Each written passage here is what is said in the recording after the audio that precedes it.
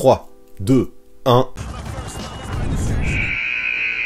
Salut l'équipe, j'espère que vous allez tous très bien, et aujourd'hui, comme tous les mercredis, vous avez l'habitude, on part en mode Best of the Live, en mode Crystal Ball.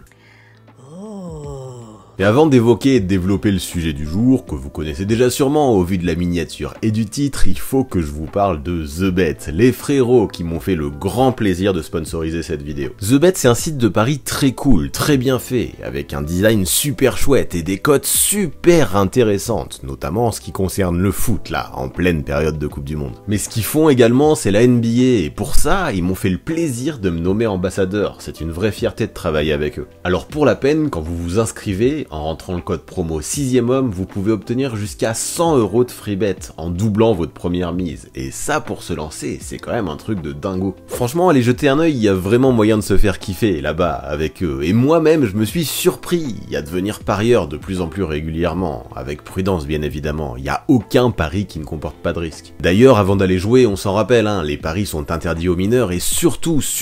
ça doit rester un plaisir, pas un moyen de gagner sa vie. Et une fois qu'on a bien tout ça en tête, je vous donne rendez-vous sur Instagram et sur Twitch pour connaître mes pronostics de façon hebdomadaire. Ensuite, let's go sur TheBet, un bête de site pour vous faire kiffer. Yeah baby.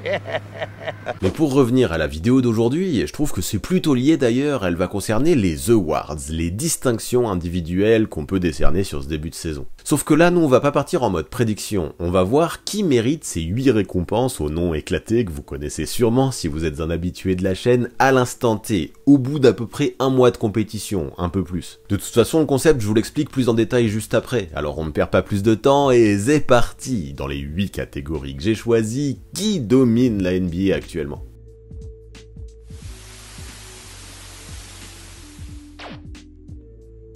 Aujourd'hui, c'est l'heure du premier opus du premier épisode de mes awards, qui sont au nombre de 8 récompenses. Et vous les connaissez, je pense, en tout cas ceux qui ont l'habitude de la chaîne, ça fait déjà plusieurs saisons que je fais ça, que je fais plusieurs points par an, avec les noms bien éclatés au sol et bien particuliers que j'ai donnés à ces trophées. Et ces awards, les voici, vous les voyez, hein, je les ai affichés. Il y aura d'abord, dans l'ordre aujourd'hui, le trophée John Duff du meilleur rookie, le trophée Bob Locke du meilleur défenseur, le trophée francophone du meilleur francophone, le trophée Hans Céphale du meilleur coach, le trophée Joker du meilleur 6ème homme, le trophée Alain Proviste de la meilleure progression, le trophée Omer Dalor de la plus grosse déception, suivi du clou du spectacle qui permettra de voir qui vraiment domine la ligue actuellement, le trophée Yvan du Rêve du MVP. Et tout ça, ça va être cool de le voir ensemble. Parce que ouais, vous le savez, là, ça fait un mois que la saison a commencé, on fera plusieurs points, comme toutes les saisons, et là, ça me semblait pas mal de faire ce premier bilan, parce que je trouve qu'on a vu des choses super intéressantes, déjà, depuis le début de cette campagne NBA. Alors, pour m'aider à faire ce point, on a les modos du Discord, que je remercie fort, encore une fois, parce qu'ils ont fait du gros taf, qui ont demandé à 20 d'entre vous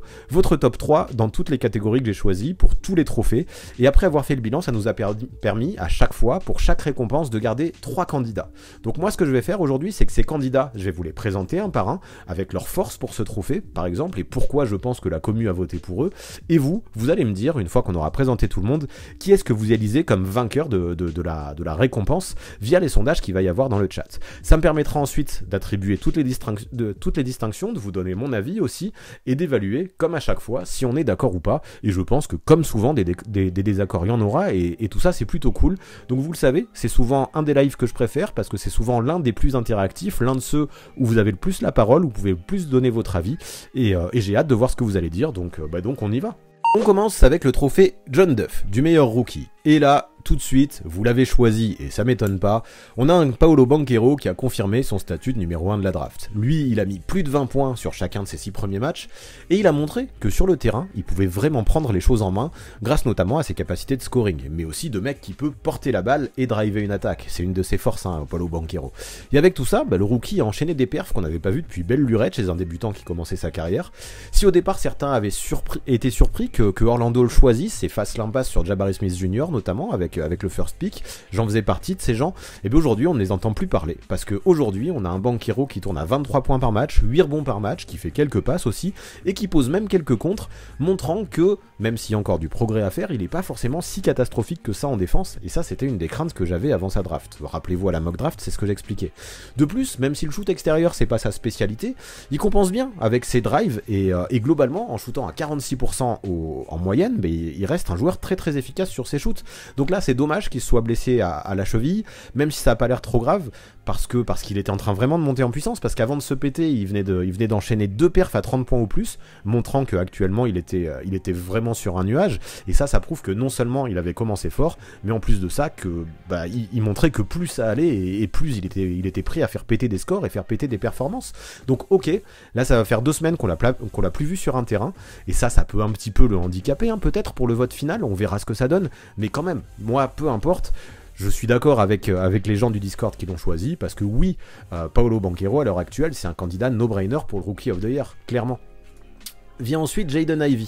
Et Ivey, dès son arrivée en NBA, a montré à Détroit pourquoi on l'avait drafté. Son explosivité s'est montrée flagrante, sa finition près du cercle elle est déjà hallucinante. Non seulement ça lui permet de scorer plus de 16 points par match, mais en plus, en attirant les défenses comme il le fait vraiment, hein, c'est une espèce d'aimant, il arrive à créer des espaces à ses coéquipiers qui se libèrent, notamment derrière la ligne, et ça lui permet de tourner à plus de 4 passes par match. Donc c'est pas encore fou, mais mine de rien, alors que c'est quand même essentiellement un scoreur, il arrive à lâcher le ballon à ses coéquipiers qui se démarquent pour aller avec ses quasiment 5 rebonds. Et c'est déjà très complet pour un débutant. Bon, après c'est sûr que lui c'est pareil, son shoot extérieur est toujours pas réglé, et que hors de ses drives il a du mal à rentrer ses tirs, avec pas mal de déchets, une adresse de 42% au global, et déjà pas mal de balles perdues et d'erreurs de jeunesse qui se voient match après match. Bon, après c'est un rookie, on va pas trop lui en demander, et c'est à peu près normal, et ça c'est bien de le relever, mais moi ce que je veux retenir quand même, c'est que c'est un mec qui a du talent, c'est certain, et ça se voit encore plus depuis la blessure de Cade Cunningham, parce que pendant cette période, ok, Ivey il avait du mal à faire gagner sa team. En même temps, pour le moment, il n'y a pas grand monde qui a réussi à faire gagner les Pistons ces dernières années,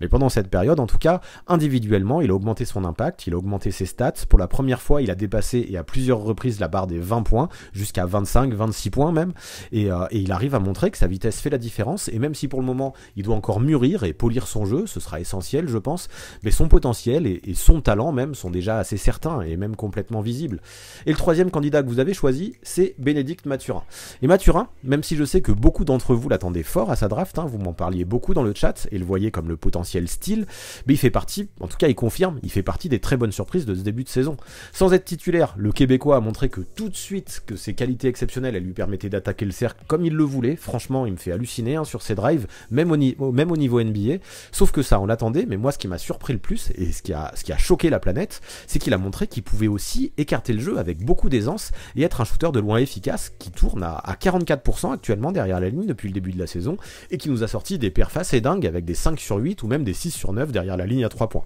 Franchement ça m'a vraiment surpris parce que je trouvais que c'était un joueur très raw, très brut, et là-dessus je pense qu'il a vraiment bossé son shoot, et ça c'est une vraie force pour Bénédicte Mathurin qui l'aide vraiment à percer sur son début de saison à Indiana en affichant une très belle moyenne de 19 points de moyenne par rencontre. Alors ok, il a peut-être pas le même statut que les deux autres parce que Banchero c'est déjà le franchise player du Magic, Ivey en l'absence de Cunningham il prend aussi peu à peu ce rôle, en tout cas c'est un franchise player temporaire, tandis que Mathurin, lui, il est plutôt 6ème homme. Mais peu importe, il joue quand même quasiment 30 minutes par match, donc c'est un temps de jeu de titulaire, et il aide sa surprenante équipe des Pacers à choper pas mal de wins. Donc vous allez dire que c'est plus facile de performer quand à ses côtés on a un meneur élite comme Haliburton qui vient d'être élu joueur de la semaine dans la conférence Est. C'est vrai, parce qu'il arrive à le trouver dans tous les meilleurs spots, et ça, c'est le mieux possible hein, quand t'es un joueur comme Mathurin qui arrive à te démarquer et à faire des bons cuts, mais quand même, moi je trouve que ce qu'il fait depuis le début de la saison c'est complètement exceptionnel, et je suis complètement d'accord avec les 3 candidats que vous avez choisis sur le Discord pour ce trophée John Duff. Entre Paolo Banchero, entre Jaden Ivey et entre Bénédicte Mathurin, le trophée John Duff en tout cas vous l'avez décidé et décerné à...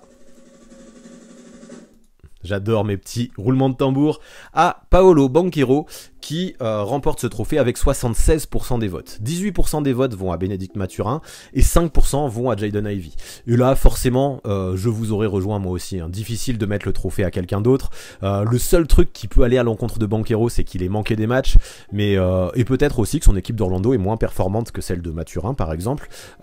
Mais quand même, on le sait, généralement pour le Rookie of the Year, le bilan collectif, c'est pas le plus important. On regarde surtout les prestations individuelles, et même s'il est actuellement blessé, pour moi, Banchero, c'est un no-brainer. On va aller voir les stats du Discord, voir si ça vous rejoint, et effectivement, quand on voit que Banchero a 60 points, ça veut tout simplement dire qu'il a fait l'unanimité sur le Discord, ça veut dire que les 20 votants ont mis Banchero en 1. Donc a priori, il n'y a pas de surprise, je suis d'accord avec vous, vous êtes d'accord avec le Discord, là c'est un grand chelem, hein. Tout le monde, comment dire, sollicite Banchero, en tout cas plébiscite plutôt Paolo Banchero, Bénédicte Mathurin qui arrivait en 2 sur le Discord, Ivy en 3, comme pour vous, on voit que Keegan Murray a eu quelques votes, Walker Kessler aussi, bon, qui a eu une petite 3e place dans les votes du Discord, c'est vrai que c'est pas mal de récompenser Utah, vu le gros début de saison qu'ils font, et Walker Kessler c'est quand même un espèce de gros barbare, qui défensivement peut mettre de gros contres, je suis peut-être juste un peu surpris, vu que Kessler a eu une voix, de pas voir un petit vote pour Shaedon Sharpe, peut-être parce que c'est un de mes chouchous, mais Sharpe, franchement je l'aime bien, j'aurais kiffé qu'il ait au moins un petit point, quand je vois que Walker Kessler est à un point, mais c'est vrai que, difficile de voter Sharpe, quand même on a du Banchero, du Mathurin, du Ivy, et peut-être même du Keegan Murray, qui aurait peut-être pu rivaliser à la 3e place avec Ivy, mais vraiment là-dessus pas grand chose de plus à dire. A priori on est tous d'accord pour ce trophée de John Duff, pour ce trophée du meilleur rookie, qui pour l'instant en tout cas après un peu plus d'un mois dans la saison est décerné à Paolo Banchero. Prochain trophée, le trophée Bob Locke du meilleur défenseur, et moi j'ai l'impression que pour un mec comme Giannis Antetokounmpo, concernant ce trophée, les années se suivent et se ressemblent. On a une équipe de Milwaukee qui est performante dans le jeu, comme souvent, et Giannis lui avec son corps de freak et son talent, ça lui permet d'afficher un niveau insane en attaque comme en défense, et clairement depuis plusieurs années maintenant, c'est sûrement le meilleur two-way player de la ligue. Il peut défendre sur les pivots adverses, il peut résister dans la peinture grâce à sa musculature de ouf, mais en même temps avec ses longues jambes, ses grands bras et sa mobilité, il peut switcher au périmètre, même si c'est vrai qu'on a un Budenholzer qui préfère en défense l'utiliser sous le panier. Avant qu'il loupe quelques matchs, on a Milwaukee qui présentait le meilleur bilan de la ligue et qui ont fait un début de saison sur les chapeaux de roue, et pour le moment je trouve que l'absence de Chris Middleton se gère plutôt bien, et même avec un Jrue Holiday qui lui aussi a manqué quelques matchs, les Bucks continuent à être performants, même si dernièrement c'est vrai il y a quelques revers qui auraient pu être évités. Mais peu importe, pour revenir à la défense, vu que c'est ce qui nous intéresse pour ce trophée Bob Locke, moi ce que je retiens c'est que le Freak c'est clairement celui qui donne le ton et l'intensité à sa team de ce côté-là du terrain, vraiment même. Il tourne à plus d'une interception et un contre par match, même si les chiffres ne font pas tout, et même si les apports de Jrue, qu'on évoquait un petit peu plus tôt, et de Brook Lopez ne sont pas à négliger. Brook Lopez, je le trouve très très bon aussi défensivement. Giannis Antetokounmpo, c'est la tête pensante, le fer de lance de Milwaukee en attaque, mais aussi en défense. De plus, aujourd'hui, il faut noter qu'en termes de defensive rating, les Bucks possèdent la meilleure défense de la ligue, donc pas besoin d'en faire plus. Individuellement ou collectivement, moi je trouve ça logique que Giannis soit un candidat. Quand t'es le fer de lance de la meilleure défense de la ligue, évidemment que t'es un candidat pour le trophée Bob Locke ou pour le Defensive Player of the Year. Le deuxième que vous avez choisi, un joueur de Toronto, un candidat un petit peu surprise, mais qui mérite quand même, je trouve que c'est pas mal que vous ayez voté pour lui, c'est OG Anunoby. Autant Giannis tous les ans on évoque son nom pour ce trophée, mais autant OG c'est la première fois depuis pas mal d'années qu'on fait ce concept, et c'est vrai que chez les Raptors il a un vrai rôle. Le mec lui aussi en fait il a un physique de freak, alors peut-être pas autant qu'Giannis, mais quand même vraiment c'est un gars qui est long, qui est costaud, qui est mobile, qui peut à peu près dépanner partout sur le terrain, qui peut switcher partout lui aussi, il anticipe bien, il se place bien, il a les mains toujours très actives, il respecte les timings, et de moins en moins il se fait avoir par les feintes comme il pouvait le faire quand il était un petit peu plus brut, en tout cas plus raw en début de carrière. Il était plus naïf, c'est sûr, et maintenant ça se voit, il a pris en expérience, c'est fini pour lui là, je sais pas si vous vous rappelez les passages dans Shaqtin' a Fool où on voyait un mec comme Seth Curry qui le ridiculisait. Non, désormais OG c'est non seulement le meilleur intercepteur de la ligue, ça faut le noter, grâce à son physique et sa lecture des trajectoires qui lui permettent d'être efficace sans trop gamble, alors qu'il pariait un petit peu plus, il prenait plus de risques auparavant, mais c'est aussi un gars qui tourne à un contre par match. Alors ok, en défense en NBA, ces Raptors sont plutôt dans le midfield, les blessures aident pas et l'équipe présente encore des failles, notamment dans la protection de cercle, sur le repli défensif aussi où ils sont pas toujours là, même sur les lignes arrière où c'est pas toujours très bien, mais sans Anunoby qui dépanne et qui compense partout où il peut, tout en étant bon à la fois sur le porteur mais aussi loin du ballon, mais je trouve que ces failles elles seraient d'autant plus flagrantes, donc ok, Toronto pour l'instant fait pas partie des meilleures défenses de la ligue, mais Anunoby leur permet d'être au moins dans la moyenne, et pour ça gros respect à ce que fait OG Anunoby du côté des Raptors. Et le troisième candidat que vous avez choisi, et bien encore une fois, on a un phénomène, un mec qui est que sophomore et qui déjà, sur ce début de saison, vous l'élisez parmi les 3 candidats au Deepoy. Donc c'est fou de voir un joueur aussi jeune déjà candidat pour ce trophée Bob Locke. Et c'est vrai que Evan Mobley présente de très très beaux arguments. Lui aussi déjà, il affiche de très beaux chiffres, que ce soit au niveau des contres ou des interceptions, mais hors de ça, hors des stats, parce que je le dirai jamais assez, ça fait pas tout, son impact également est largement visible sur le terrain. De toute façon, on a un peu 3 gars avec les mêmes profils si on regarde, des espèces de freaks, comme je disais, des joueurs qui sont super longs, avec un physique incroyable, qui sont ultra polyvalents et qui peuvent switcher vraiment quasiment sur tous les postes. Et évidemment, dans ces domaines, Evan Mobley coche aussi toutes les cases. À la base, c'est un intérieur, mais franchement, regardez-le à chaque fois qu'il switch et qu'il va au périmètre. Il est très mobile, très habile aussi et très à l'aise avec son corps. Il a une espèce de défense fluide et ça lui permet d'avoir des bras d'araignée et d'être efficace. Et moi, je trouve qu'en agissant de la sorte, il est juste la pièce maîtresse, lui aussi, de son équipe, et son équipe des Cavs possède la 4e meilleure défense de la ligue. Franchement, moi, ça me parle et ça montre à quel point il peut être impactant. Alors, ok, parfois, en donnant autant d'énergie en défense, il en oublie de s'impliquer en attaque. Même si ça va mieux, je trouve, sur ces derniers matchs. Mais aujourd'hui, en fait, on s'en fout pour se trophée de l'attaque. De toute façon, à Cleveland, en plus, il y en a des mecs pour mettre des points. Et donc, pour compenser les absences que peuvent avoir des Darius Garland ou des Donovan Mitchell défensivement, Evan Mobley n'est pas de trop dans cette équipe des Cavs. Et ce rôle de lockdown, moi, je trouve qu'il l'assume pas loin de la perfection. Entre Giannis Antetokounmpo, OG Anunoby et Evan Mobley, celui qui remporte le trophée Bob Locke du meilleur défenseur jusque-là est Giannis Antetokounmpo. C'est lui que vous avez choisi et vous avez été nombreux à voter pour lui. Moi aussi, j'aurais voté pour lui. Il remporte 75% des votes, ça veut dire les 3/4 des votes, ça veut dire que vous l'avez plébiscité lui aussi. On a Anunoby qui arrive en 2 avec 14%, Mobley qui arrive en 3 avec 11%. Alors j'en vois beaucoup dans le chat qui auraient aimé en nommer d'autres. Pour ça, moi je le dis, rejoignez le Discord. Moi j'ai bien aimé en tout cas la sélection du Discord, je vais pas revenir dessus. C'est vrai qu'il y a plein de monde qui aurait pu être cité, mais je kiffe que plutôt que de privilégier des défenseurs spécialistes, que ce soit des protecteurs de cercle ou des défenseurs au périmètre, le Discord est mis en avant des joueurs polyvalents, et je trouve que c'est bien, parce que pour moi, c'est ça en NBA en 2022 d'être un bon défenseur, c'est de savoir switcher partout, c'est de savoir être polyvalent, et je trouve ça intéressant en tout cas, de voir comment c'est en train de tourner, et de voir que le Discord est allé dans ce sens. Quoi qu'il en soit, si l'on regarde un petit peu les votes pour le Discord, Antetokounmpo, alors on n'a pas eu l'unanimité, mais 52 points c'est quand même énorme, ça veut dire qu'il a reçu beaucoup de votes sur le Discord, donc là encore on est tous d'accord, j'aurais voté Giannis, vous auriez voté Giannis, et le Discord a choisi Giannis comme numéro 1, rien d'autre à dire, apparemment c'est le favori de tout le monde. Anunoby en 2 et Mobley en 3, viennent ensuite des joueurs qui sont intéressants, Rudy Gobert bien sûr, qui comme tous les ans fait partie des candidats obvious pour le Defensive Player of the Year, mais malheureusement Minnesota malgré sa présence arrive toujours pas à devenir élite en défense. Michael Bridges qui aurait peut-être mérité un point de plus ou deux, je sais pas si je l'aurais mis dans les 3, mais c'est vrai que le travail qu'il fait à Phoenix est insane et mérite d'être mis en valeur. Je suis content aussi de voir que Brook Lopez a chopé des points. J'en aurais mis plus. Presque, si on n'était pas allé dans le côté polyvalent, j'aurais mis un Brook Lopez plus haut parce que je trouve qu'il est sous-coté, sous-estimé. Et le boulot qu'il fait dans la raquette à Milwaukee est super important. Viennent ensuite Joel Embiid, Marcus Smart, le deep boy de l'année dernière. Donc Joel Embiid, c'est sûr, j'imagine que le match face à Utah avec ses 7 contre lui a fait gagner quelques points, même s'il en a pas beaucoup. Mais je comprends, pour l'instant, il faut qu'il fasse ça de façon plus régulière. Marcus Smart, qui a eu son statut de deep boy l'année dernière, Lucas Dort et Chris Paul, pourquoi pas. Et en tout cas, ça montre qu'il y a eu quand même pas mal de gens qui ont été cités, mais quoi qu'il en soit, pour tout le monde, aujourd'hui, si on devait faire le deep boy après un mois de compétition, ce serait Giannis Antetokounmpo, et là-dessus, encore une fois, on est tous d'accord, c'est assez rare pour le souligner. Allez, pour le trophée suivant, le trophée francophone du meilleur francophone, on commence par Joel Embiid. Même si aujourd'hui, on sait plus trop de quelle nationalité il est franco-américano-camerounais, on sait toujours pas pour quelle équipe nationale il va jouer. La seule chose dont on peut être sûr avec Joel Embiid, c'est qu'il est francophone et que sa langue natale, c'est le français, parce qu'il est né au Cameroun et qu'il a grandi avec cette langue. Et là, ce qui est clair, c'est que depuis le début de la saison, on a un pivot qui est en train de sévèrement monter en puissance. Si au départ, je cache pas que j'avais quelques doutes quant à son physique, lui qui s'est pas entraîné de l'été à cause d'une blessure au pied, et de son implication aussi, franchement, ça me posait question, depuis qu'il a pris un temps de repos, après avoir chopé la grippe, même si là, il va reprendre un temps de repos parce qu'il s'est blessé à la cheville, le niveau que le mec est en train d'atteindre en ce moment est juste dément. Avec sa perf à 59 points face au Jazz, avec des stats au rebond et au contre qui, même au pass, qui étaient dignes d'un Wilt Chamberlain, avec ses 101 points qui ont été cumulés en l'espace de 2 soirs de suite, ou encore ses performances super intéressantes dans les 4e quart-temps, où je trouve qu'il est de mieux en mieux, plutôt que de shooter à 3 points, il va de plus en plus jouer sur ses forces, jouer au poste et provoquer des passes.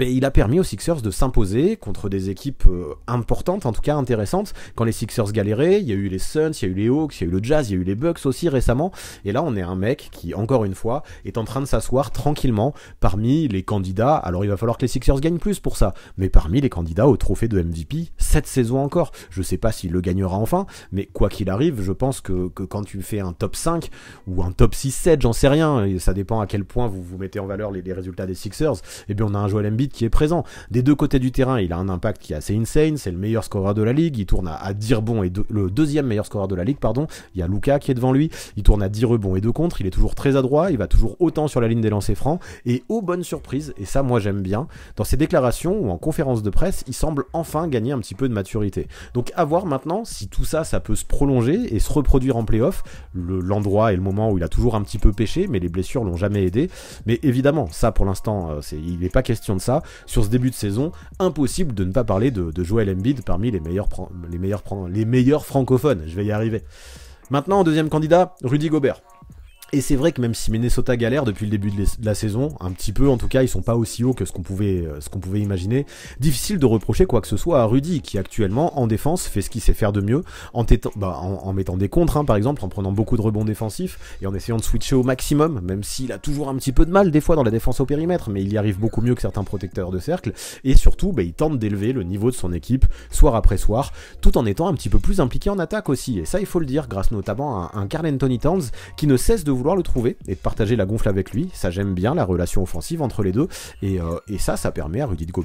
Gobert finalement de faire un début de saison qui est plutôt intéressant. Après, pour le moment, c'est vrai que chez les Wolves ça fonctionne pas trop, l'équipe a besoin d'apprendre à se connaître encore, a besoin de trouver des automatismes et de jouer autour d'un joueur au profil aussi atypique que Rudy Gobert. C'est pas simple en tout cas de l'intégrer, parce que tout le monde voit son rôle un petit peu évoluer avec un mec comme Rudy dans la raquette. Mais en parallèle, lui, le français, qui voit son rôle finalement rester le même quelle que soit l'équipe dans laquelle il joue, il assume très bien son costume, je trouve. Parmi les titulaires, il est tout simplement et de loin celui qui a le meilleur defensive rating de l'équipe. Il protège la peinture aussi, il pose 1,5 contre, même s'il a déjà fait mieux avant, ça reste quand même propre, et même si ça se voit pas forcément dans le nombre de points qu'il marque, où il n'y a pas eu vraiment de progression, il est toujours autour des 15 de moyenne, mais je le trouve un petit peu plus en confiance, je le vois davantage créer au poste, je le vois plus être à l'aise aussi, balle en main, et ça c'est intéressant. Il essaye de poser un petit hook de temps en temps, donc c'est toujours très irrégulier, mais voir qu'il peut faire ça de plus en plus souvent et qu'il peut faire des perfs à 20-25 points, même si son apport au scoring reste imprévisible, mais moi ça me plaît. Ajoutons à ça qu'avec plus de 12 rebonds par match, c'est toujours le meilleur dans le secteur en NBA,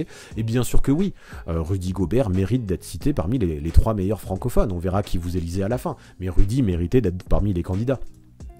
Et le troisième nommé, un Camerounais, qui lui n'a pas d'autre nationalité, voici Pascal Siakam. Bon, c'est dommage parce qu'il est blessé à l'adducteur depuis 2 semaines, mais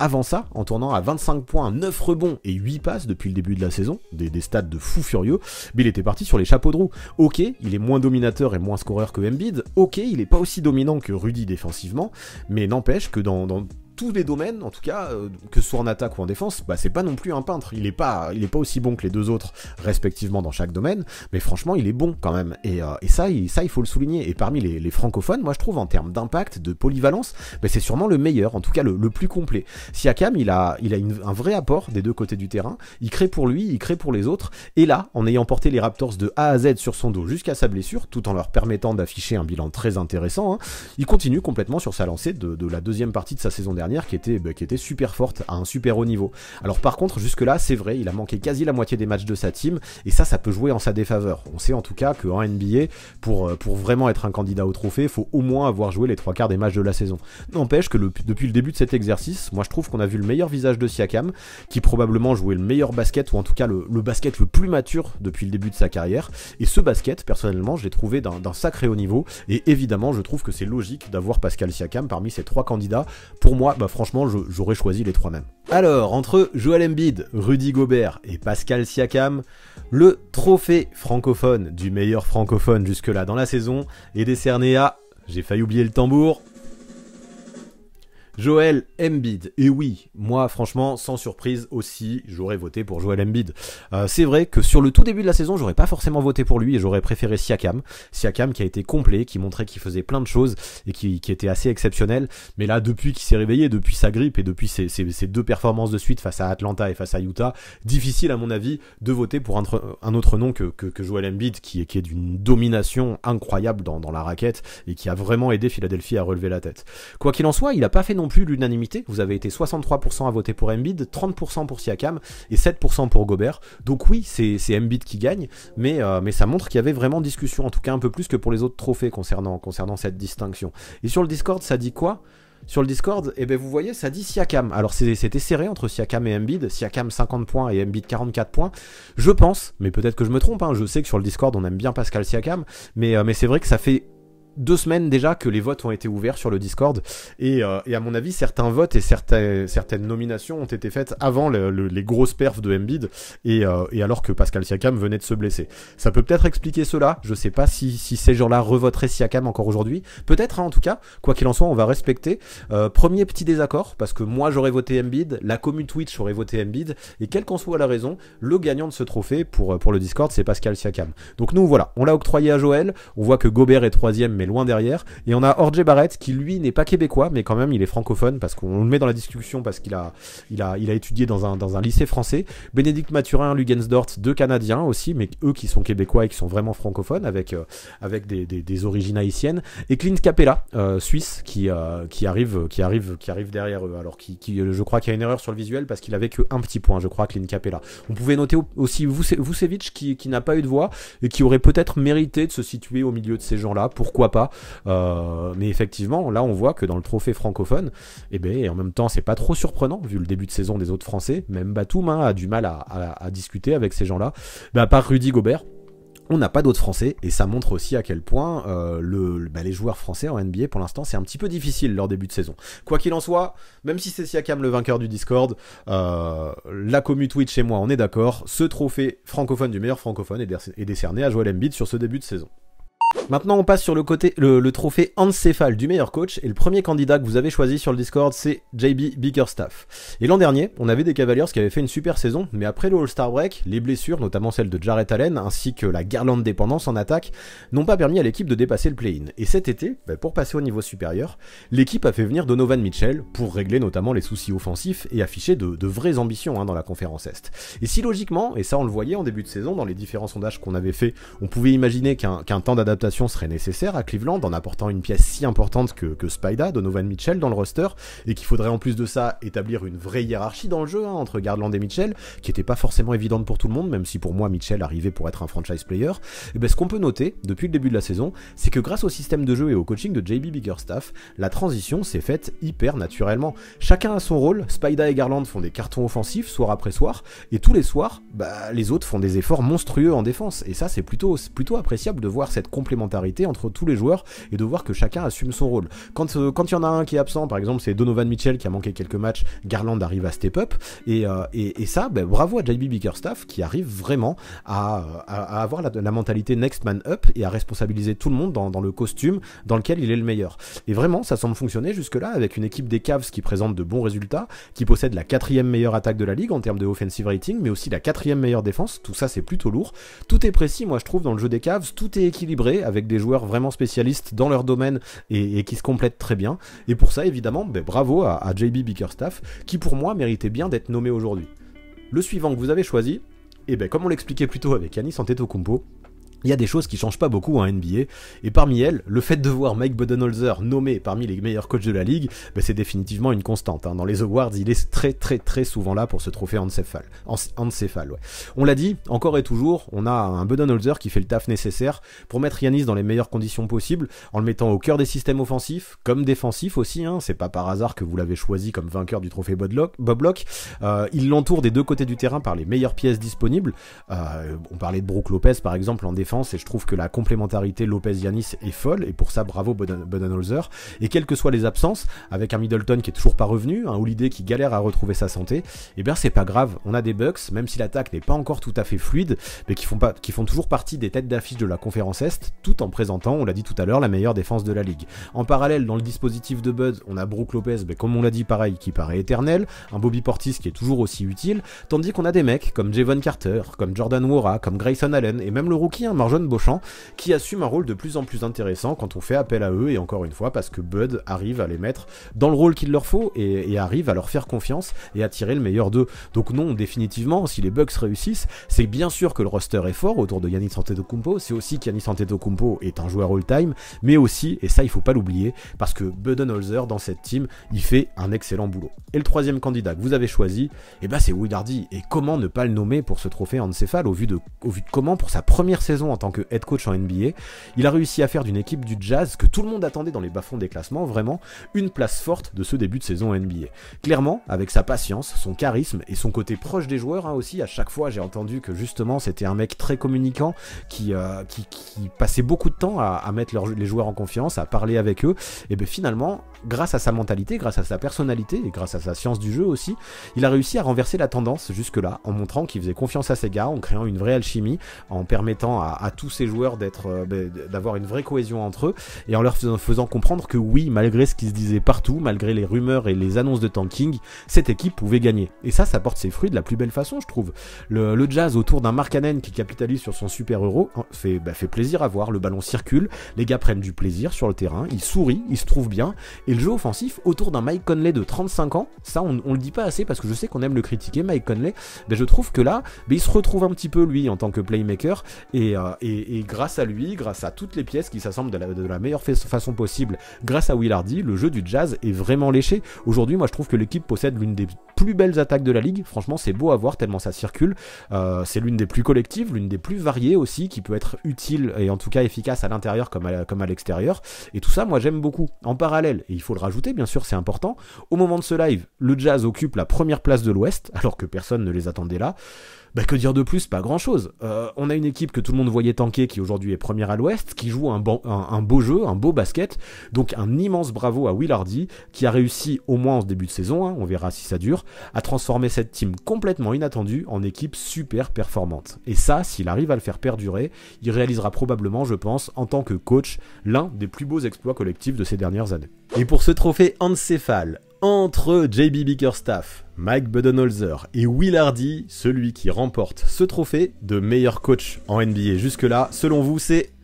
Will Hardy. Et bravo à lui, moi aussi j'aurais voté pour lui. J'ai un immense respect pour ce que fait Budenholzer à Milwaukee, un immense respect aussi pour ce que fait JB Bickerstaff, même si j'aurais mis Budenholzer en 2, mais moi aussi j'aurais voté Will Hardy. Là, je le rappelle, on ne vote pas pour celui qu'on imagine finir coach de l'année, on vote pour celui qui mérite sur le début de saison d'être coach de l'année, et pour moi, difficile de voter pour quelqu'un d'autre que Will Hardy, dans la mesure où non seulement il est premier de sa conférence, mais en plus il fait ça avec une équipe qui, sur le papier en tout cas, était censée être super faible. Et on le sait en NBA, notamment pour ce trophée de Coach of the Year, on adore raconter des histoires, plus que de choisir le meilleur, on va souvent prendre celui qui a réussi à faire une progression en tout cas, ou à amener une équipe peu attendue loin, et je trouve que Will Hardy réellement correspond à tous ces critères et coche toutes les cases. Donc vous l'avez choisi lui aussi, vous avez mis Budenholzer en 2, vous avez mis Bickerstaff en 3, là-dessus je suis d'accord avec vous, on va voir ce que ça donnait sur le Discord, et sur le Discord c'est pareil, Will Hardy en 1, Budenholzer en 2, Bickerstaff en 3.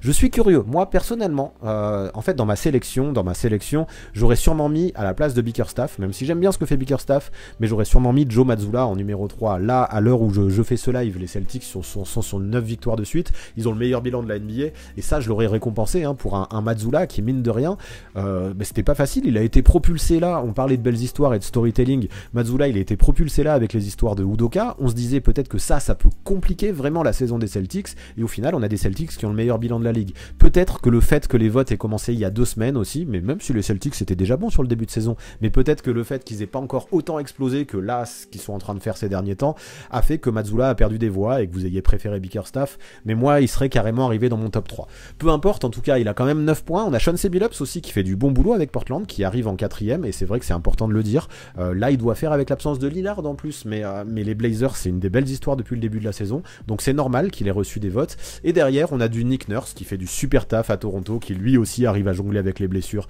et se débrouille bien. Du Mike Malone qui, toujours pareil, hein, avec les Nuggets. Pour l'instant, Mike Malone, moi je l'aurais peut-être pas cité, maintenant c'est votre choix, pourquoi pas. Mais Mike Malone, je trouve que cette équipe met un petit peu de temps à réintégrer les nouveaux et met du temps à se lancer. Pourtant, elle gagne quand même, mais je trouve qu'il y a une marge de progression tellement haute. Enfin bref, c'est mon avis sur Mike Malone, peu importe, mais vous l'avez mis et pourquoi pas. Et Nate McMillan avec Atlanta, avec 2 petits points, et ça peut s'entendre aussi dans la mesure où c'est vrai que Dejounte Murray a été très bien intégré, et pour ça souligne un vrai travail du coach. Quoi qu'il en soit, encore une fois, sur ce trophée, mais c'est fou, hein, on est beaucoup d'accord, à part le petit désaccord pour le francophone entre nous et la communauté Discord, mais là encore, pour le trophée Encéphale, c'est l'unanimité, c'est du Will Hardy partout, chez Twitch, chez moi et chez Discord. C'est beau les accords, mais j'espère que quand même pour la suite, il y aura un petit peu plus de débat. On passe au trophée Joker du meilleur 6e homme. Et le premier candidat, on le connaît bien, parce qu'on en a déjà parlé plus tôt pour le trophée John Duff du meilleur rookie. Il s'agit de Bénédicte Mathurin. Je vais pas refaire tout mon laïus de tout à l'heure, où j'expliquais déjà comment il jouait, mais ce qui est sûr, c'est que voir un 6e homme, en tout cas un mec que vous nommez parmi les meilleurs 6e hommes rookie, qui assure autant dans son rôle, en tournant quasi à 20 points par match dans une équipe qui gagne plus que prévu, et bien c'est assez rare pour que ce soit souligné. En parallèle, ce que j'aime, c'est que Rick Carlisle, malgré les blessures, malgré les absences, il continue à utiliser Mathurin dans la seconde unit pour qu'il puisse vraiment s'adapter à ce costume de 6e homme sans avoir à changer de rôle constamment, et ça, je trouve que le Canadien lui rend bien. Ce costume-là, ce rôle-là, il l'assume à fond, et aujourd'hui en sortie de banc, il est tout simplement le meilleur scoreur de la ligue, parmi les remplaçants. C'est un vrai pétard ambulant qui est efficace de près comme de loin, je le disais déjà tout à l'heure, et je le répète, voir qu'un rookie en début de saison détient un tel statut, moi ça me laisse plutôt sur le cul. Et même si ça, bien sûr, ça va pas être à prendre en compte pendant les votes, le fait qu'il soit débutant, ça va pas faire de lui un meilleur 6e homme, moi je trouve que, sans même parler du fait que ce soit sa première année en NBA, on a un Mathurin qui mérite d'être parmi les candidats, rien que par son scoring notamment, et je trouve ça, et ça m'appartient, mais sacrément cool et sacrément rafraîchissant de le voir ici, déjà parmi les meilleurs 6e hommes de la ligue. Le deuxième que vous avez choisi, et ça me fait plutôt plaisir, Russell Westbrook. Et ça, c'est un joueur pour lequel je ressens un peu de plaisir, un peu de joie, de parler de lui en bien, après avoir évoqué son nom constamment l'an dernier concernant le trophée de la plus grosse déception. Et au vu de ses perfs dernièrement, je trouve que c'est cool que vous ayez remarqué que Russ, ces derniers temps, malgré les difficultés des Lakers, assure plutôt bien dans son rôle de 6e homme. Déjà, il l'a accepté ce rôle, et pour ça, respect, perso, j'avais des doutes à ce sujet. Et là, il a mis son ego d'ancien MVP de côté pour bien vouloir sortir du banc, pour la première fois depuis sa saison rookie. Et franchement, jusque-là, même s'il n'y a aucun changement flagrant dans les résultats des Lakers, même si ces derniers temps, ça gagne un peu plus, grâce notamment à Anthony Davis, mais pour l'instant, on parle pas de ça, moi je trouve que dans ce rôle-là, dans ce costume-là, on a un Russ qui apporte du bon. Il fait ce qu'il sait faire de mieux, avec ses qualités et ses défauts, il apporte énormément d'énergie, et ça les Lakers en ont besoin dans la seconde unit, et ok, il y a toujours des choses à dire parfois sur sa prise de décision, sur ses choix de shoot, mais perso je m'en fous, justement, il faut qu'il aille à fond dans ce costume, et qu'il apporte tout, et qu'il donne tout, faut arrêter de voir le mal partout en fait, c'est dans ce rôle de 6e homme, de pétard ambulant, lui aussi, de dynamiteur, d'étincelle, mais il est bon, pour moi, à Los Angeles, jusque-là, dans cette équipe qui a connu un début chaotique, c'est probablement celui qui a fait le plus de sacrifices, justement, en acceptant d'être relégué sur le banc. En parallèle, malgré tout ce qu'on peut lui reprocher de ce côté-là, c'est l'un des Lakers qui rentre le plus de 3 points depuis le début de la saison. Alors je sais, on aime l'appeler Westbrick, mais pour l'instant c'est vraiment pas mérité, et ça j'aimerais que ça disparaisse peu à peu, et son adresse, sans être élite, elle est pas non plus dégueulasse, et il a, pour faire simple en fait, il a juste jamais aussi bien shooté de loin depuis sa saison MVP, donc ça montre que ok, on aime le chambrer, mais arrêtez de penser que c'est dégueulasse, et arrêtez justement de répéter ça à l'envi, sans regarder ses stats, ses pourcentages et ses matchs, parce que je trouve qu'il s'en tire bien. Donc non, en vrai, moi j'apprécie ce que Russell Westbrook montre, j'apprécie son attitude aussi, et j'apprécie son énergie. Sa présence dans la seconde unit apporte bien plus d'équilibre à ses Lakers, je trouve, dans le jeu, et même si pour le moment l'équipe est toujours dans les bas-fonds, même s'il y a un petit peu de mieux, c'est quand même dur de relever la tête, mais je trouve que c'est bien de valoriser l'impact de Russ en tant que 6e homme pour ce trophée Joker. Et enfin, le troisième, c'est Christian Wood, et je cache pas qu'en début de saison, en tout cas avant le début de la saison, ça m'avait surpris quand j'ai entendu que Jason Kidd, il annonçait qu'il le ferait sortir du banc. Je comprends que défensivement c'est pas un crack et que c'est peut-être difficile de le mettre titulaire, mais en attaque on avait un intérieur qui sortait d'une saison à 18 points par match avec Houston, et je me disais qu'avec le départ de Jalen Brunson, même si c'est pas du tout le même poste évidemment, Christian Wood pourrait apporter un scoring qui serait très important à Dallas pour épauler Luka Doncic, et ça on le sait, c'est essentiel d'avoir un mec qui va lui filer un coup de main pour marquer des points. Résultat, ça a pas été le cas, Kidd a préféré mettre McGee ou Powell pour starter au poste 5, pendant que Wood lui allait jouer dans la seconde unit. Je sais pas si ça mériterait pas d'être changé encore, mais peu importe, pour l'instant ça reste comme ça, et le bilan c'est que jusque là, le Wood pour l'instant il assure. Il joue 5 minutes de moins en moyenne que la saison dernière, dans une équipe qui en plus a plus d'ambition, et en parallèle pourtant il score quasiment autant, il chope des rebonds, il est très adroit aussi bien à 2 points qu'à 3 points, et au sein de cette seconde unit de Dallas, je trouve qu'il apporte un impact de grande valeur. Le mec, offensivement, au moins pour ce qui est de marquer des points, il sait à peu près tout faire, il peut même un peu porter la balle, et ce rôle finalement, il a su l'embrasser, et il lui va très bien. Alors ok, il score un peu moins que Mathurin, mais lui aussi, il est dans une équipe qui gagne globalement, et il apporte peut-être plus de choses dans les autres domaines, notamment le rebond, qu'un Bénédicte Mathurin. Donc c'est absolument pas une surprise pour moi si vous l'avez choisi, et finalement ces 3 candidats, Mathurin, Westbrook, Wood, je trouve que c'est une bonne sélection qui a été faite sur le Discord, et je la valide plutôt bien. Alors, pour le trophée Joker du meilleur 6e homme, entre Bénédicte Mathurin, Russell Westbrook et Christian Wood, ce trophée Joker est décerné à Bénédicte Mathurin, et encore une fois, on est d'accord, j'avais mis Bénédicte Mathurin. En vrai, j'avais hésité très fort entre Mathurin et Wood, je me disais que c'était bien, Wood prenait plus de rebonds, il était plus complet. Vous êtes 50% à avoir voté Mathurin, 32% Wood et 18% Westbrook. Westbrook, je l'aimais bien, mais je le mettais un peu en cran en dessous des deux, et quand j'ai préparé ce live, je me suis dit que j'allais voter Mathurin pour une simple et bonne raison, c'est le fait que pour moi, un 6e homme, ce qu'on attend d'abord, avant tout, c'est qu'il puisse marquer des points en sortant de la seconde unit pour relayer les titulaires, et ça Mathurin le fait de manière super efficace. Comme je disais, il est à 19 points par match, et voilà, il fait ce qu'on demande à un 6e homme, c'est-à-dire dynamiter, apporter de l'explosivité, apporter du scoring, et donc voilà, si j'ai hésité, enfin pour moi tous ceux qui ont voté Wood, il y a aucun scandale du tout, mais moi aussi j'ai choisi Mathurin pour ce trophée de meilleur 6e homme. Encore une fois, on est d'accord, ça commence à m'ennuyer, ça va être compliqué. En tout cas, si on regarde, et ben voilà, là le Discord, c'était très serré entre Wood et Mathurin, mais le Discord a préféré Christian Wood. Je comprends tout à fait, pour moi il n'y a pas de scandale à ça,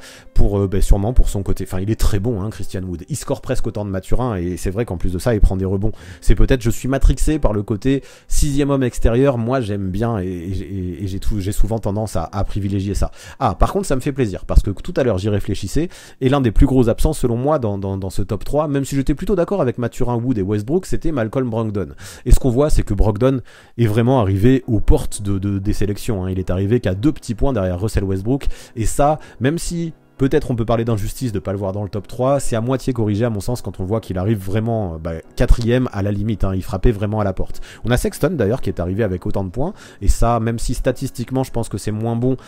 c'est vrai qu'il est très utile dans cette équipe de Utah qui gagne des matchs, c'est bien franchement, on a Sexton et Brogdon, ça fait un représentant qui est pas dans le top 3 mais qui arrive dans le top 5 pour les 2 équipes qui sont au sommet de leur conférence. Jordan Poole qui arrive derrière, ouais, je trouve que c'est compliqué parce que Jordan Poole pour l'instant sur le début de la saison c'est pas forcément évident à tous les matchs, j'ai pas de doute sur le talent qu'il a et il va peut-être relever la tête, j'y crois même plutôt fort, mais pour l'instant sur le début du match pour moi il méritait pas un top 3, 6 points ça me paraît peut-être un peu too much, mais pourquoi pas. Kevin Love et Jock Landale après, ouais Jock Landale petit big up, je sais qu'on a des fans mais bon peu importe, ouais Jock Landale c'est bien ce qu'il fait, mais de là à l'imaginer dans le top 3 j'aurais pas non plus fait ça. Quoi qu'il en soit, là c'est Wood qui gagne, au moins on a un désaccord, moi qui veux des désaccords entre le Discord et Twitch, et moi encore une fois je rejoins Twitch et j'aurais plutôt voté Mathurin comme je disais juste avant. Allez, on passe au trophée à l'improviste de la meilleure progression, et pour commencer, vous avez choisi Desmond Bane, et ça me fait plaisir encore. Lui, je vais pas en faire des tonnes, parce que j'ai beaucoup parlé de lui dernièrement, que ce soit dans mes Unpopular Opinions, ou c'est ma petite fierté, J'avais annoncé au tout début de la saison, alors qu'il était pas bon en plus à ce moment-là, qu'il serait candidat au All-Star Game. Vous aviez dit que vous doutiez complètement, c'était l'opinion à laquelle vous croyez le moins, mais maintenant, justement, on voit que imaginer un Desmond Bane au All-Star Game, c'est pas si déconnant que ça, mais j'ai aussi parlé de lui dans ma vidéo justement sur ceux qui obtiendraient potentiellement leur première sélection All-Star cette saison, et pour laquelle vous étiez bien plus d'accord sur le fait que Bane pourrait faire partie d'eux. Mais bon,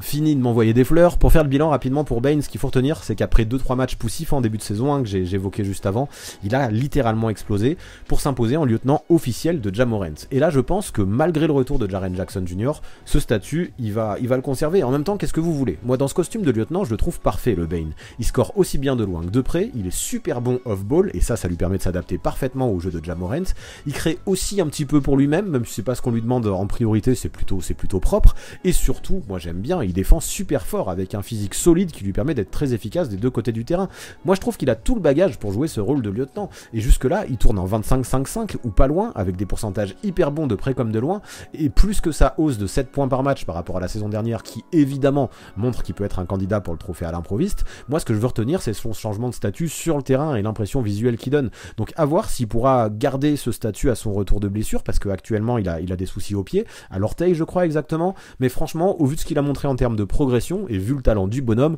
j'ai pas trop de doute sur le fait qu'il va continuer sur ce rythme. Pour sa 3e saison en NBA, c'est souvent celle de l'explosion chez beaucoup de joueurs, on a un Desmond Bane qui pour le moment nous a montré un step-up hallucinant, et que je trouve logique de voir parmi les candidats.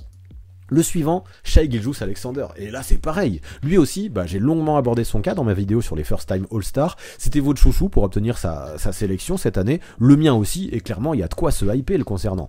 Non seulement il tourne à des stats hallucinantes, à plus de 31 points par match, ce qui représente aussi un plus 7 par rapport à l'année précédente, mais surtout cette saison il s'impose en réel franchise player de son équipe d'OKC, lui aussi il a changement de rôle, enfin, bien sûr c'était déjà le franchise player, mais là je trouve que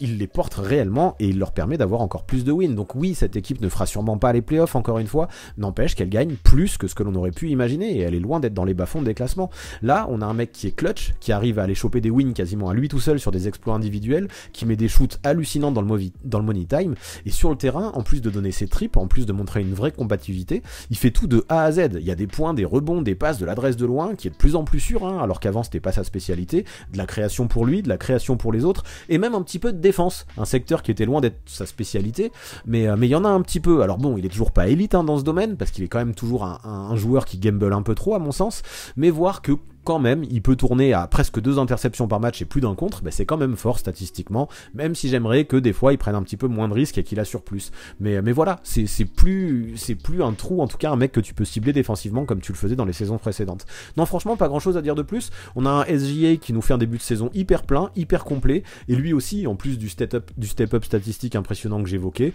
nous montre à quel point, dans son rôle aussi, il a passé une nouvelle étape. Alors franchement, il partait déjà haut l'an dernier, il avait déjà de gros chiffres, de bonnes stats, un gros rôle, et justement je trouve que c'est vraiment à mettre en valeur parce que c'est encore plus dur de progresser quand tu pars déjà de haut, et c'est ce qu'a réussi à faire Shai Gilgeous-Alexander sur ce début de saison. Donc bravo à lui d'être arrivé encore à ce point en tout cas à accéder au niveau supérieur. Et le 3e candidat, pas trop de surprise non plus, un Lauri Markkanen qui m'a valu quelques désaccords il y a peu de temps, quand je l'ai mis quand je l'ai oublié, en tout cas quand je l'ai pas mis, non c'était volontaire, c'est pas un oubli, dans ma liste des potentiels futurs All-Star. Parce que ouais, je le trouve exceptionnel sur ce début de saison, et si les votes pour le All-Star Game devaient se faire aujourd'hui, il n'y a pas de souci, je voterai pour Markkanen dans cette équipe du Jazz qui, on l'a dit, est probablement l'une des plus grosses surprises de ces dernières années en début de saison. Mais autant j'avais l'impression, en tout cas je me disais au moment où j'avais fait ce live, qu'il était un peu en sur-régime et que Utah ça n'allait pas durer, en tout cas que ça tiendrait pas jusqu'à février. Bon, après je me suis un petit peu rattrapé, rien à dire, et c'était en plus c'était avant ce live, mais dans mes conclusions hâtives, j'expliquais que Lauri Markkanen était probablement l'un des joueurs qui se classerait le mieux pour le trophée de MIP, et si vous le mettez dans votre sélection aujourd'hui, c'est que c'est toujours d'actualité. Aujourd'hui, il peut toujours prétendre à ce trophée de meilleure progression. En fait, Markkanen, il a eu un début de carrière qui était prometteur à Chicago, mais ensuite il y a eu des blessures et un rôle pas vraiment adéquate qu'on lui donnait, ont fait que on avait un petit peu oublié le talent du Finlandais. Si l'an dernier il s'est un petit peu relevé en arrivant à Cleveland au vu du talent de l'effectif, il était encore amené un petit peu à s'effacer dans son rôle, et ça il le faisait sans souci, il acceptait cette situation, mais il fallait laisser scorer d'autres gars. Sauf que là, cette saison à Utah, après son superbe Euro qu'on a évoqué plus tôt, le voilà à la tête de l'équipe, on le met en franchise player, comme c'est le cas dans la sélection finlandaise d'ailleurs, et ce costume-là il le kiffe. Aujourd'hui, il montre qu'il n'est pas juste un floor spacer qu'on cantonne à attendre derrière la ligne. Non, Markkanen, c'est pas ça, c'est beaucoup plus. Il peut aussi porter la balle, il peut aussi créer, il peut aussi jouer dans la peinture et partir en drive. On le voit de plus en plus cette année et il est très efficace là-dedans. Et ça, ouais, sous le maillot du Jazz, je trouve qu'il le fait super bien. Alors, ok, son adresse de loin est pas encore tout à fait réglée, même s'il y a vraiment beaucoup de mieux dans ce domaine ces dernières semaines. Mais peu importe, parce que moi, ce que j'apprécie en début de saison, c'est que malgré ça, il arrivait à trouver tout un tas d'autres façons pour aller scorer et tourner à plus de 22 points par match, soit environ lui aussi 7 points de plus que la saison passée. Là, tous les candidats que vous avez choisis, en gros, hein, grosso modo, c'est plus 7 au niveau du scoring par rapport à la saison précédente. En parallèle, dans l'attitude, je le trouve plus agressif que jamais, il prend des rebonds, et surtout, lui aussi est clutch et permet à son équipe de gagner. Là, en fait, on a 3 profils différents. On a un Desmond Bane qui est un lieutenant d'exception dans une équipe qui gagne, on a un Shai Gilgeous-Alexander qui est un franchise player de ouf dans une équipe qui gagne plus que prévu, mais qui est quand même pas dans les sommets, et un Markkanen qui est un franchise player qui score beaucoup moins qu'un Shai Gilgeous-Alexander, mais dans une équipe qui, pour l'instant, est à la tête de la conférence Ouest. Et je trouve qu'entre ces 3 profils, vu aussi les progressions qui sont à peu près sensibles en termes chiffrés, ça va être dur de voter. Donc oui, pour finir sur Markkanen, je pense que clairement, il mérite sa nomination pour ce trophée. Comme les 2 autres, j'aurais choisi ces 3-là, je pense également. Et à mon avis, ça va être dur de trancher parce qu'on a quand même 3 gros candidats qui présentent tous des avantages et des inconvénients un petit peu différents. Donc pour lesquels, par contre, je vais vous demander de trancher. Alors, entre Desmond Bane, Shai Gilgeous-Alexander et Lauri Markkanen, le trophée à l'improviste de la meilleure progression de ce début de saison est décerné à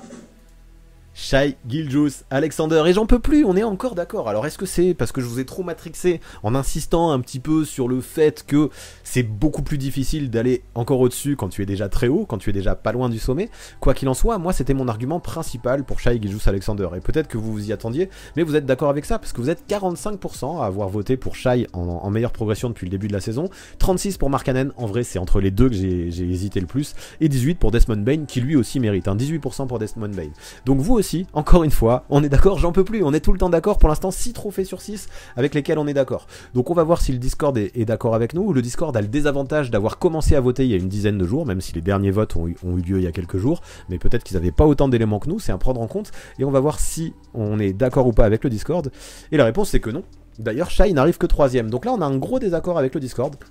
Lauri Markkanen a clairement été plébiscité sur le Discord, et là je pense même pas que ce soit une question de timing, je pense même pas que, parce que les choses n'ont pas non plus énormément changé entre Shai et Lauri Markkanen sur cette dizaine de jours, non je crois, et ça s'entend, je crois que le fait que Markkanen, même s'il marque pas autant de points que Shai, et même s'il coche pas autant de cases statistiques que Shai, ben Markkanen c'est un mec qui aujourd'hui est franchise player, alors ok il part de plus bas que Shai, mais aujourd'hui il est franchise player d'une équipe qui gagne beaucoup plus que le Thunder, et c'est tout à fait respectable, et ça s'entend tout à fait que vous l'ayez choisi. Donc un petit désaccord encore, Desmond Bane en 2, Shai en 3, pourquoi pas, mais voilà, moi je mets Shai en 1, et vous êtes d'accord avec ça. Tyrese Haliburton et Tyrese Maxey, les deux Tyrese qui arrivent juste derrière, et c'est normal aussi, Tyrese Haliburton qui nous fait, qui peut un peu lui aussi s'impose en franchise player à Indiana. Le problème c'est que tous les autres, ils ont aussi leur mot à dire, bien sûr. Tyrese Maxey pareil, Bol c'est pareil, Darius Garland, pourquoi pas aussi, Jordan Clarkson, ouais, je trouve que c'est un petit peu tiré par les cheveux, mais pourquoi pas aussi, en tout cas il a qu'un seul point, mais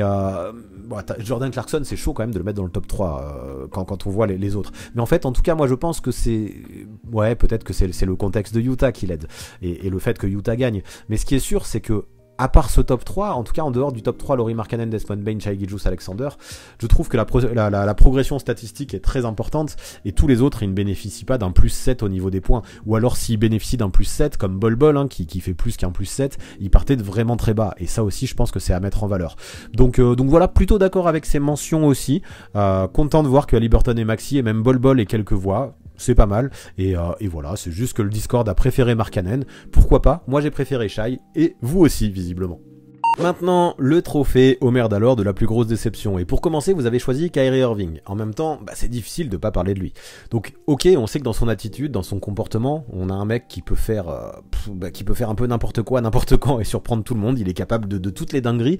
Et même si personne pouvait prévoir les agissements qui l'ont mené là dernièrement à être suspendu et à manquer 8 matchs, je comprends. C'est décevant de voir qu'un mec de son talent ne soit pas capable de gérer suffisamment bien sa communication pour être sur le terrain sans risquer une suspension. Mais vu que moi ici, je veux pas trop rentrer dans la politique et dans la polémique, c'est pas le but dans ces trophées aujourd'hui. Moi, je veux surtout parler du terrain. Et pour moi, c'est bien là, jusqu'à maintenant, en tout cas, sur ce début de saison, que Kyrie est le plus décevant. Pourtant, il met ses 25 points par match, il prend ses 5 rebonds, il fait ses 5 passes, c'est propre au niveau statistique. Et même si ses tirs à 3 points rentrent pas beaucoup depuis le début de la saison, son adresse globale reste plutôt bonne. Néanmoins, moi j'ai envie de préciser qu'avec Steve Nash, son attitude sur le terrain, malgré le fait de remplir les colonnes statistiques, elle était plutôt toxique pour son équipe. Honnêtement, on avait l'impression qu'il avait pas la tête au basket, ou en tout cas pas la tête au collectif ou à l'équipe. Il performait individuellement, il faisait ses chiffres, il faisait ses stats, mais avec lui à la main, on avait une attaque des Nets qui en devenait stéréotypée, avec beaucoup d'ISO, aucun système, aucun mouvement du ballon, et une présence de Kyrie qui pouvait écraser un petit peu, même si le mot est fort,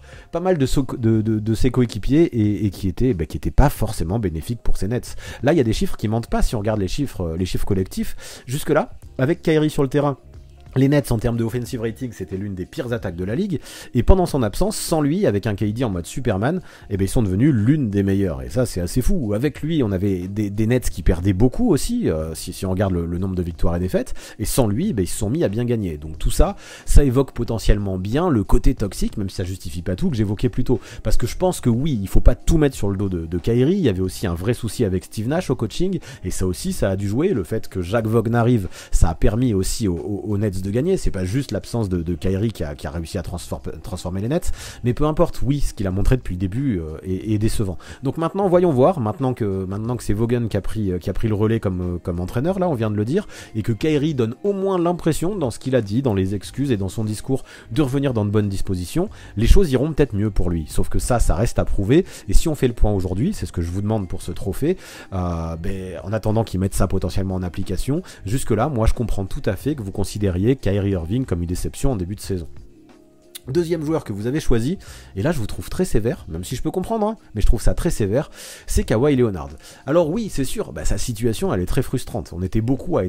attendre énormément de son retour, et surtout voilà, il a passé 1 an et demi sans voir les terrains, et on espérait le revoir en super forme. On voulait revoir le prime Kawhi, et on imaginait, moi le premier, que dès le début de la saison, il pourrait aider les Clippers à atteindre leurs ambitions, et leurs ambitions qui étaient censées être plutôt hautes. Et là, force est de constater que c'est pas le cas, parce que pour le moment, la santé chez Leonard, elle est pas au rendez-vous. Il a fait 2 matchs en tout début de saison avec d'immenses restrictions de minutes. Il jouait à peu près une vingtaine de minutes sur le parquet. Et là, on a un Kawhi qui, malgré une prestation plutôt prometteuse pour son premier match, pour commencer sa saison, avait encore du mal à être impactant sur un si faible temps de jeu. Ensuite, il a manqué 12 matchs. Il a retrouvé le starting 5 dernièrement. Mais là, pareil, pas plus de 24 minutes et des perfs toujours insuffisantes ou mitigées. Pour l'instant, il n'est pas encore en bonne santé, suffisamment en bonne santé pour porter les Clippers vers le haut. Et c'est dommage, c'est frustrant. Et je comprends que certains trouvent ça décevant. Donc du coup, en ce moment, je le lis un peu partout, sur les réseaux, même sur les articles des analystes. Il y a un petit peu 2 écoles concernant Kawhi. Il y a ceux qui sont optimistes et qui, comme moi, pensent qu'il faut surtout lui laisser le temps de retrouver la forme et une bonne santé physique, après toutes les grosses blessures qu'il a connues.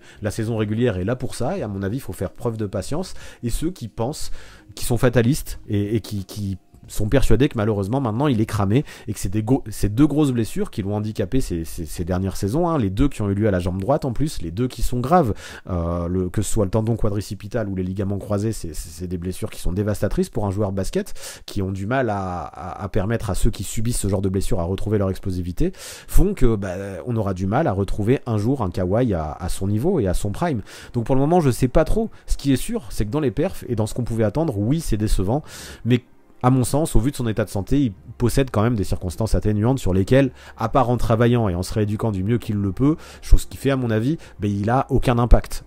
Malheureusement, ça, c'est pas lui qui contrôle sa santé. Donc tout ce qu'on peut espérer, c'est que d'ici les playoffs, il revienne à 100%, ou au moins disons à 90%, parce que 100% ça sera peut-être compliqué, parce que pour le moment, on a l'impression qu'il est même loin des 50%, et par rapport à ce qu'on aurait pu attendre de lui et de son retour, ouais, c'est décevant, même s'il y peut pas grand-chose. Et troisième candidat,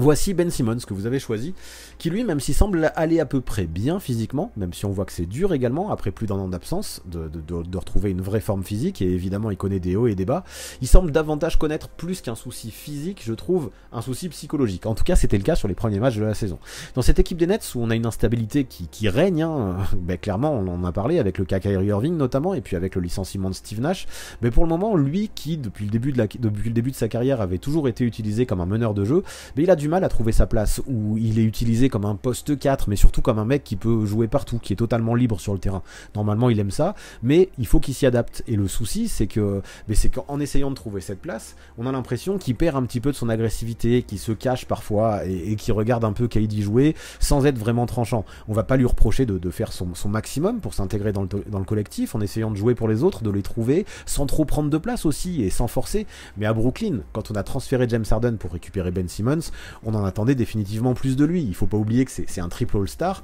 c'est un mec qui est capable de faire partie des meilleurs playmakers de la ligue, des meilleurs défenseurs aussi en NBA, et que même au scoring, c'est pas non plus un peintre normalement, grâce à ses appuis notamment, sa puissance, lorsqu'il veut attaquer le cercle, ça reste un sacré client, en tout cas c'était un sacré client Ben Simmons. Mais voilà, le problème c'est que pour atteindre ce niveau, il faut qu'il ait envie, il faut qu'il se sente bien dans sa tête, qu'il soit en confiance, il faut qu'il ait le désir de tout démolir à nouveau, il faut qu'il soit agressif, et cette mentalité de killer, Simmons semble avoir du mal à l'appréhender et à la retrouver. Et ça devient compliqué à gérer chez les Nets, en tout cas c'était compliqué, surtout sur le début de la saison, comme si avec Ben c'était super difficile de trouver le bon bouton sur lequel appuyer pour qu'il trouve vraiment le déclic. Il en a même perdu sa place de titulaire temporairement, dernièrement, avec Jack Vaughan, avant de retrouver sa place dans le 5, mais là ça se voit au niveau des fans et des observateurs, il y a une certaine impatience qui plane le concernant. Donc heureusement il y a eu du mieux dernièrement, depuis 2-3 matchs, où il se remet à scorer, où je le trouve plus agressif, et ça c'est rassurant, parce que ce qu'il avait montré avant c'était très compliqué, mais à mon avis il faudra qu'il en fasse encore plus et qu'il prouve ça davantage sur la durée pour définitivement convaincre. En attendant, je vous l'accorde, malgré ce petit coup de mieux qu'il y a eu dernièrement,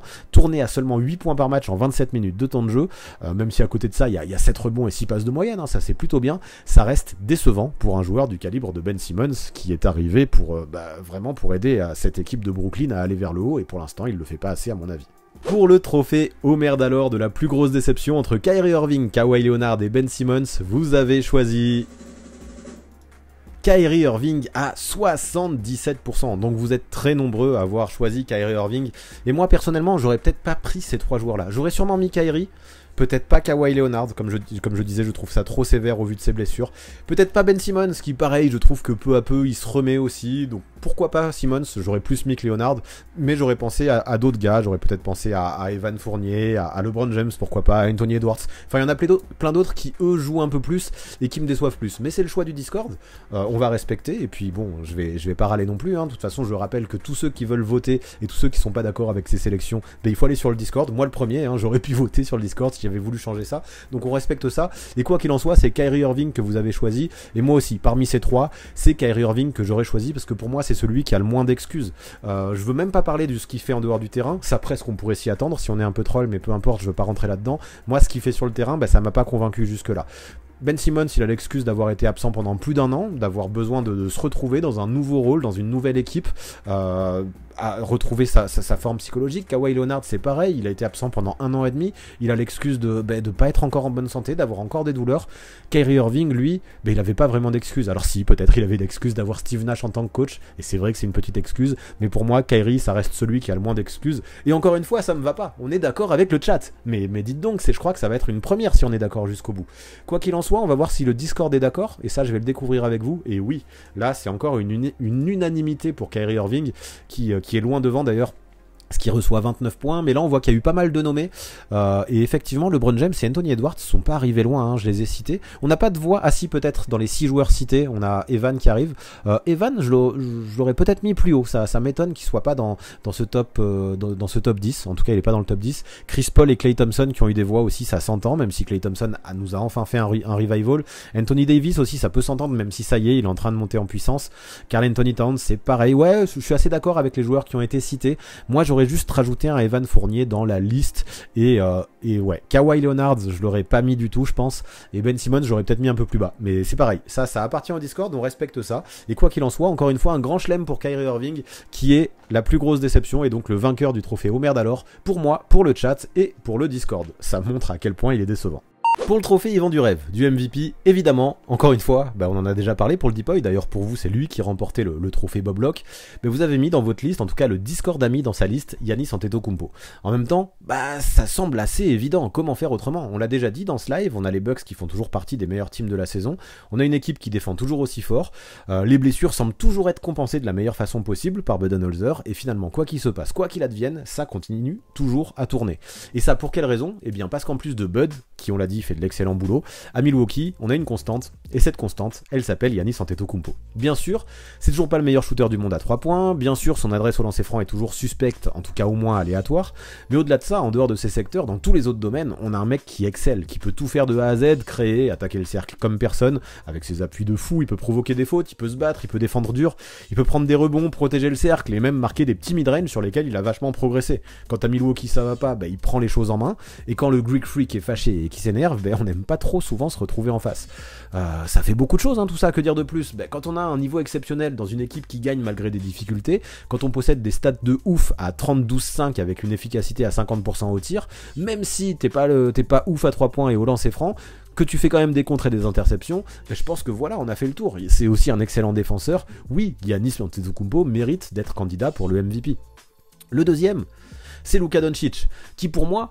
est excellent, mais vraiment excellent, mais qui est quand même dans une situation particulière. Je dis pas que pour ça on doit l'écarter de la course au MVP, mais je pense qu'il faut l'aborder. Parce qu'individuellement, j'ai aucun doute, il fait partie des meilleurs joueurs du monde. Les chiffres le prouvent, et d'un point de vue statistique, il est juste en train de réaliser une saison all-time. Non seulement il est meilleur scoreur de la ligue, en tournant à plus de 34 points par match, il a une régularité de ouf dans son scoring, il possède une adresse très très bonne, qui est proche des 50%, et même si son tir à 3 points est un petit peu déréglé cette saison, le mec, de la pénétration, hein, du drive à la transition, même si c'est... Bon, si, même de temps en temps il envoie des transitions jusqu'à des step back threes, bah, il sait tout faire balle en main pour mettre des points, vraiment tout. Il est trop malin, il a trop bons appuis, il lit trop bien le jeu, et dans le domaine de la self-création, bah, il est juste trop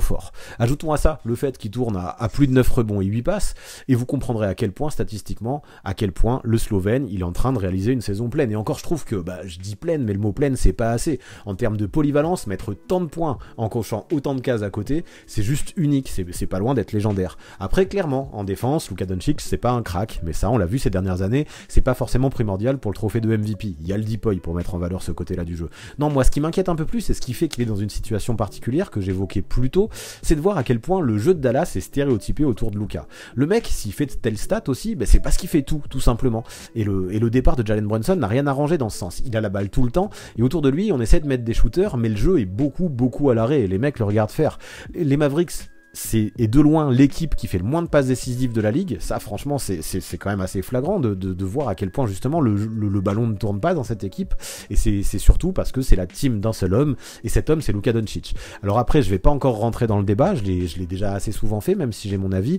Est-ce que c'est de la faute de Doncic parce qu'il implique pas assez ses coéquipiers, ou est-ce que c'est parce qu'il est pas suffisamment bien entouré? Et bien je me dis qu'il y a sûrement un peu des deux. C'est aussi ok, hein, peut-être que les joueurs qui l'entourent sont pas d'un niveau exceptionnel, mais c'est aussi le propre d'un joueur légendaire de réussir à impliquer ses coéquipiers quels qu'ils soient pour l'aider à gagner, parce qu'on va pas gagner un titre tout seul. Alors, ok, il fait des passes décisives, beaucoup même, mais en parallèle, il porte plus la balle que n'importe qui dans la ligue, et c'est plus facile de faire des passes décisives quand il y a quasiment que toi qui porte la balle. Donc, franchement, hein, je sais que je vais être sévère, mais à part si on aime le Hero Ball ou à part si on est archi fan de Luka Doncic, avouez que c'est pas très beau le basket que joue Dallas. Bon, pour le moment, je suis très sévère, hein, je me rends compte là, je suis en train de m'enflammer, mais les Mavs s'en sortent pas trop mal, ils sont largement dans le positif au niveau du bilan, mais moi je suis de la vieille école, c'est ce que je disais, et je pense pas que le basket se joue tout seul, je pense que c'est avant tout un sport collectif. Alors oui, statistiquement, individuellement, on a Doncic qui réalise un début de saison exceptionnel, et c'est tout à fait logique qu'il soit là dans le top 3, il mérite d'être cité aujourd'hui en mode no-brainer même pour ce trophée, c'est pas pour rien hein, que j'ai affiché son maillot derrière, même si je sais pas trop si on le voit dans le cadre, mais cependant, moi je me dis que tant que les Mavs joueront comme ça, après ça dépend à quel degré vous mettez le curseur des résultats collectifs et du jeu pratiqué, ou des statistiques, parce que si vous mettez les statistiques à fond, ben oui, Luka Doncic doit être MVP, mais tant que Dallas sera si dépendant de Luka, je sais pas si l'équipe pourra vraiment rêver d'un titre, et avouons que ce serait bien dommage qu'un talent comme Doncic reste sans bague pendant trop longtemps. En tout cas, c'est mon avis sur Luka Doncic, et c'est pas parce que j'ai eu l'air assez sévère sur le jeu de Dallas et le jeu un peu stéréotypé et le manque de collectif de Dallas que je mets de côté son impact statistique et le nombre de points qu'il score, parce que ça, c'est quand même complètement légendaire, et ça peut potentiellement être mis en valeur pour un trophée de MVP. Et le troisième,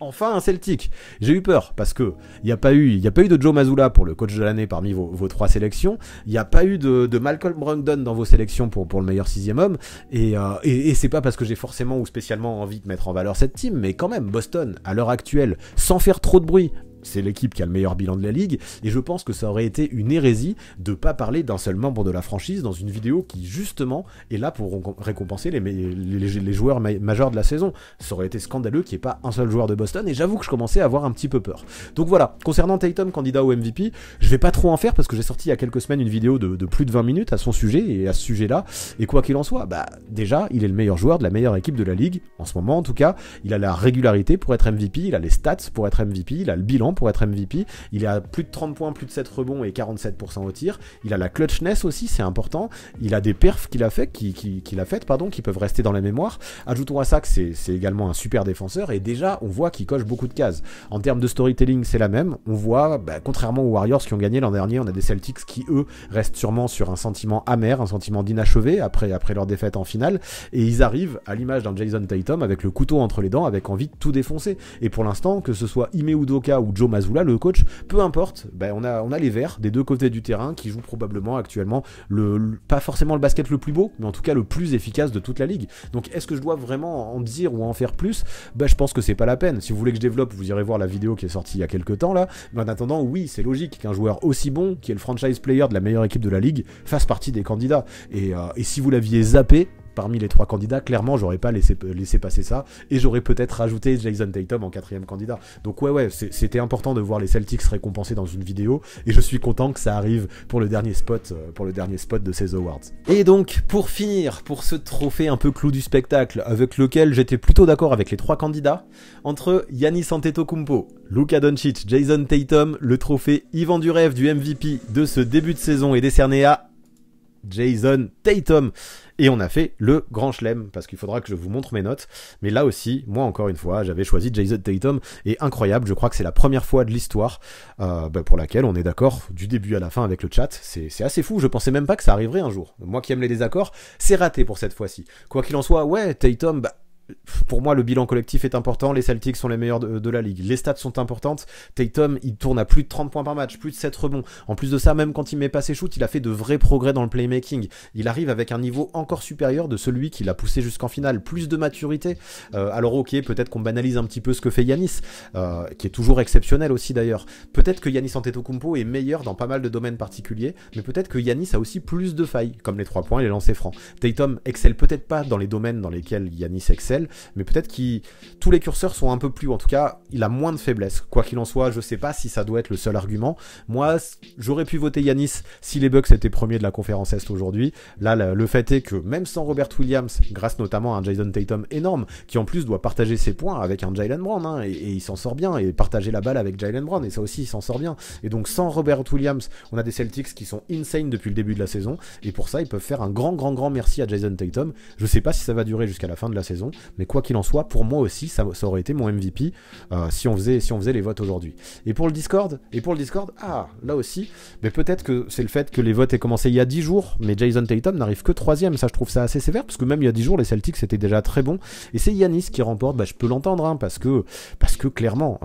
comme je disais, Giannis a des spécialités, comme dans l'attaque du cercle, dans le côté bully, dans le côté domination, que Tatum n'a pas, et on a peut-être trop tendance à banaliser ce qu'il fait. Giannis Antetokounmpo, même si Tatum est un excellent défenseur, est sûrement encore meilleur en défense. Donc je comprends ce vote du Discord, même si je le rejoins pas forcément. Luka 2ème, Tatum 3ème, je trouve ça un petit peu sévère. Je suis assez d'accord avec le fait que Donovan Mitchell arrive en 4 aussi.